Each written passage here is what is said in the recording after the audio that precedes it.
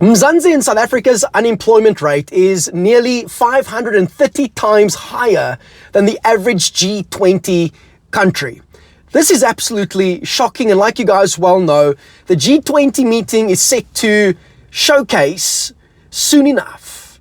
And it's going to be an interesting time. And in my opinion, again, it's an absolute waste of time, an absolute waste of resources, because we should be, as a country, pouring all of our energy, all of our attention, all of our time, all of our resources into improving and fixing the country. However, there are some things that you can control and there are other things that you cannot control, and we're going to dive into the things that you can actually control and can actually change in this video. So with that being said, Sambonani Tobela Dumelang, goeiemiddag, good afternoon South Africa, and da molweni, and welcome to the William Moises Show. Let me know what you guys think in the comment section, and it's going to be a great time here today. What I want to do is I want to unpack just the news over here quickly from Business Tech, and then I want to dive into some call to actions for the youth, for the young people of this beautiful country of South Africa. Again, a healthy youth equals a healthy future, and irrespective of what is busy happening regarding the unemployment rate, I'm telling you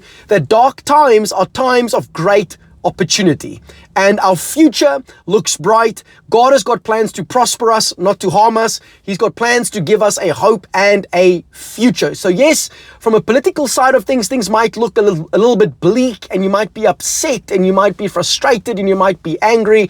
However, champ, I'm telling you, you can either see the obstacles or you can see the opportunity inside of the obstacles. So it's going to be a crack of a time. Remember to like the video and subscribe if you haven't yet done so. A lot of you that are watching aren't currently subscribed, so please go ahead and do so. It'll really help me out tremendously, as well as share this video far and wide. So let's get into the details with regards to this one particular article from Business Tech. So it's not the entire breakdown, but little bits and pieces which I do think are necessary for us to have, so that we can process things appropriately. Slungu.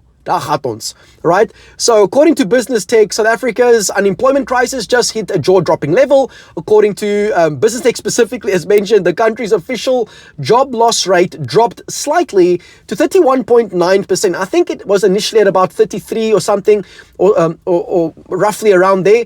However, please note, this is not the youth unemployment rate. The youth unemployment rate is one that really gets and grabs my attention in a massive way. Hence, I want to give some call to actions over here for the youth, for the young people of South Africa. So this is now 31.9% in Q3 2025, following the Stats SA quarterly labor force survey. But here's the kicker. That's roughly 500, or rounded off to 530% higher than the average G20 unemployment rate of 5.1%. So this obviously makes South Africa a massive outlier among the world's major economies, highlighting how entrenched and urgent the job challenge really is. And here's a little statement that I remember a mentor sharing years ago. And he said this, he said, "No money has left the planet." I'm going to say it again. No money has left the planet. So when it comes to finances, there's something called cash flow, which is basically the flow of the cash, right? So with that being said, money simply flows to where value has been essentially created. And any one of us can begin to create value. Now, how do you create value? You create value through solving problems. So if you begin to solve problems, the result is you've now created value, and the result of that is that people will be more than willing to part with the money in their pocket for the value that you have essentially created. So let me use a very service level example. Let's say, for example, there's parents, and parents are busy working and they need their kids to be active, and you are great at playing soccer, or you're great at coaching soccer, or you have some passion towards soccer or sport in general, but I'll just use soccer for the sake of this conversation. So now you create a program where you can offer that service of coaching kids soccer either individually or as a group, so that the parents can have their kids busy with something productive whilst they, work on their side, and you offer it for whatever, 250 Rand a pop on a monthly basis, or 400 bucks or 800 bucks, whatever your price structure will essentially be. So now you've created value for the parent, because obviously the child wants to play soccer, but they can't pay, but the parent can play, and they also are trying to solve a problem, which is to keep their child busy with doing something productive, right? So you've now created value because you've solved a problem, and the result is they pay you, and you get to do what you enjoy doing, using the skill that God has blessed you with, and you get compensated for that particular skill. And it's a win-win for every single person. This is why I highly believe in capitalism, because it is a system that ultimately works. Now, of course, there are people that abuse capitalism. That is the case, hence why I try and refer people, my aim is to refer people back to the Bible, all right, where masters, employers ought to pay a fair wage to the people that ultimately work for them, right? And should at times even perhaps maybe look to go beyond, but that's each to their own in that regard, because we are called in God's kingdom to be generous, but also obviously not to endorse waste or to be about wasting money. However, the point I'm trying to make is that any one of us can create value for someone else if you'd be willing to pay attention to other people's problems more than your own problems. And I think one of the main reasons, definitely if I look back over my own life, one of my main problems has been in the past in my life, and I get sucked into the temptation as well at times moving forward, where you tend to focus only on your problems compared to focusing on the problems of other people and seeing how can you use what you have to help solve other people's problems. And when you make that shift from selfishness to selflessness, there's a great change that happens and takes place there. So here's a couple of call to actions for all of you young people that might be worried about unemployment, who might be worried about jobs, and are you going to get a job when you leave school, etc., etc. Let's dive into some call to actions. Number one, I highly encourage you to start serving.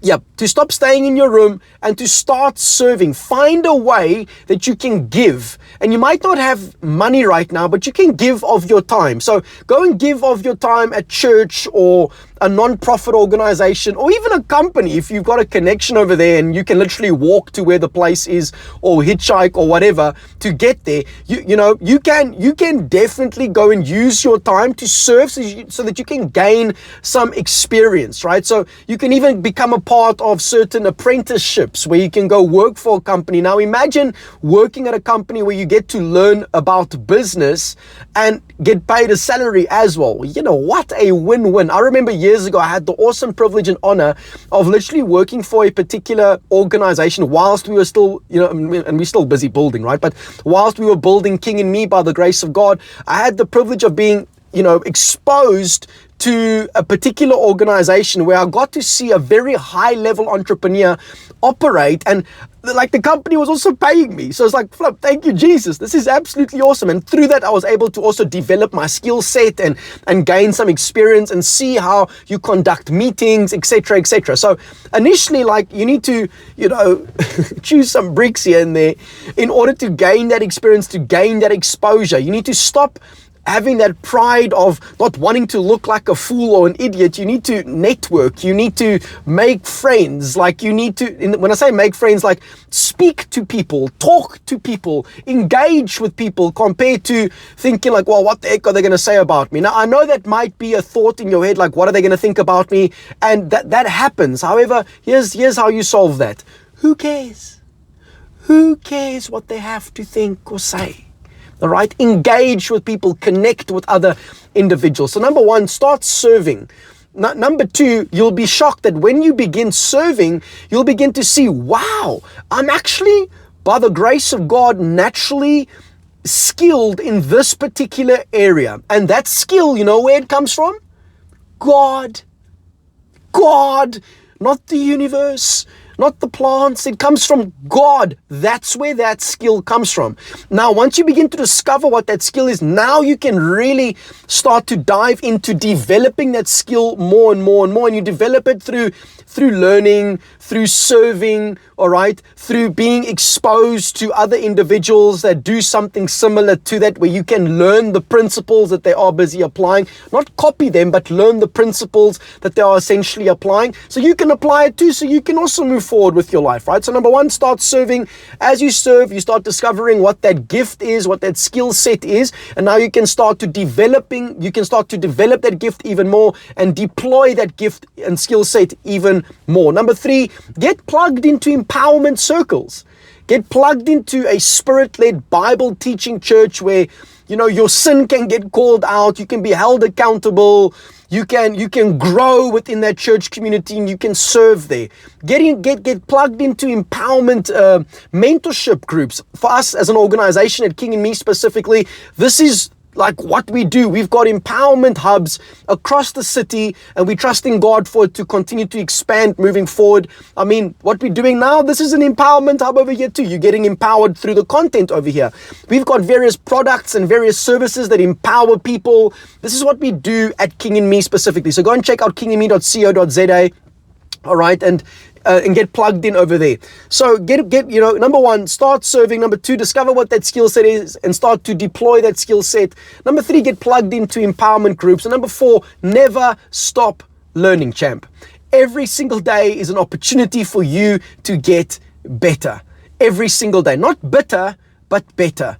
Every single day. And then number five, most importantly, rely on God.